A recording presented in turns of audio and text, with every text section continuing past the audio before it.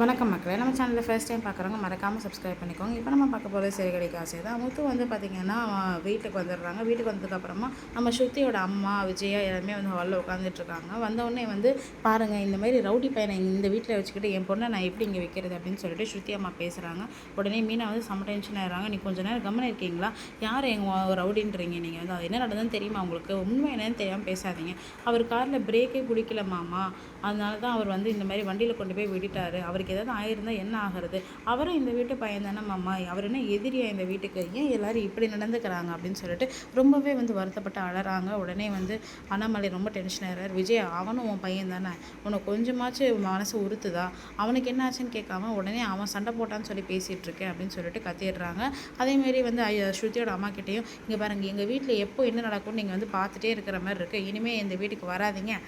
உங்களுக்கு உங்கள் பொண்ணை பார்க்கணுன்னா உங்கள் பொண்ணை மட்டும் பார்த்துட்டு போங்க. எங்கள் வீட்டு குடும்ப விஷயத்தெல்லாம் நீங்கள் தலையிடாதீங்க அப்படின்னு சொல்லிட்டு அண்ணாமலை பேசிட்டாங்க. அந்த கிளம்பிடுறாரு.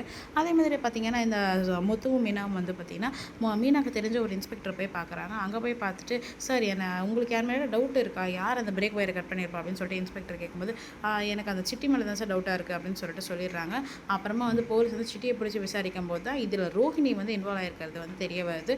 ரோஹிணி தான் வந்து சாவி எடுத்து கொடுத்தாங்க அப்படின்னு சொல்லிட்டு சிட்டி வந்து ரோஹிணியை போட்டு கொடுத்துட்றாரு.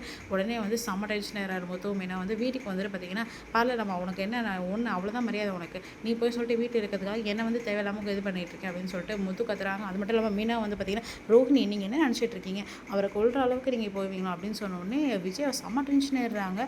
என்ன தான் முத்து வந்து எனக்கு பிடிக்காத பையனாக இருந்தாலும் நீ இப்படிலாம் பண்ணுவியா?